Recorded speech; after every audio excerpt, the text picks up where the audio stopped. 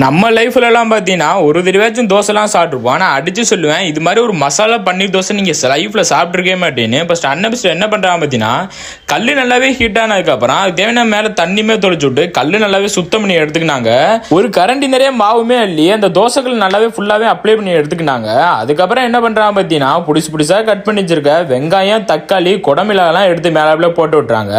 போட்டு முடிச்சதுக்கப்புறம் தேவையான சாஸ்லாம் ஊற்றுறாங்க. அது என்னென்ன சாஸ்ன்னு பார்த்தீங்கன்னா, tomato sauce, red chilli sauce, அதுக்கு மேலுமே லைட்டாவே மசாலா மைனஸுமே எடுத்து மேலாப்ல போட்டு விட்டாங்க. போட்டு விட்ட கையோட என்ன பண்றாங்க பாத்தீங்கன்னா, தேவையான மசாலா எல்லாம் போடுறாங்க. அது என்னென்ன மசாலா பாத்தீங்கன்னா, லைட்டா மேல சில்லி பருமே எடுத்து போட்டு விட்டு, அது என்ன தனியா தரசுமே மேலாப்ல எடுத்து போட்டு விட்டுறாங்க. அது என்ன உப்புமே எடுத்து மேலாப்ல போட்டு விட்டு, அதுக்கடுத்து என்ன பண்றாங்க பாத்தீங்கன்னா, ஒரு கரண்டி நிறைய பட்டருமே இல்லையா, அந்த பட்டருமே எடுத்து மேலாப்ல போட்டு விட்டு அதை நல்லாவே மிக்ஸ் பண்றாங்க. அது நல்லா ஒன்னோட ஒன்று சேர அளவுக்கு நல்லாவே மிக்ஸ் பண்ணிக்கிறாங்க.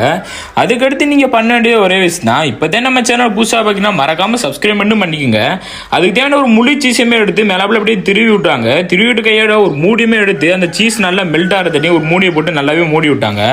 நல்லாவே மெல்ட் ஆனதுக்கப்புறம் அப்படியே மூடியை எடுத்தாங்க. எடுத்து முடிச்ச கையோட என்ன பண்ணுறாங்க பார்த்தீங்கன்னா, ஆல்ரெடி நல்லாவே குட்டி குட்டி பீஸாக வெட்டி வச்சிருக்க பன்னீருமே எடுத்து மேலாப்பில் போட்டுவிட்டு அந்த மசாலா நல்லா பன்னீரில் மூடுற அளவுக்கு நல்லாவே அப்ளை பண்ணி எடுத்துக்கினாங்க. அதுக்கப்புறம் என்ன பண்ணுறாங்க பார்த்தீங்கன்னா, ஃபைனலாக மேலே கொத்தமல்லி தலைமை மேலாப்பில் தூவி விட்டு தோசை மேலே உள்ள அப்படியே மசாலாலாம் எடுத்து ஒரு பிளேட்லையுமே எடுத்துக்கிட்டாங்க. அதுக்கப்புறம் என்ன பண்ணுறாங்க பார்த்தீங்கன்னா, எம்டிஆர் இருக்கிற தோசையுமே எடுத்து மேலாப்பில் சீஸ்லாம் எடுத்து மேலாப்பில் போட்டு விட்டாங்க.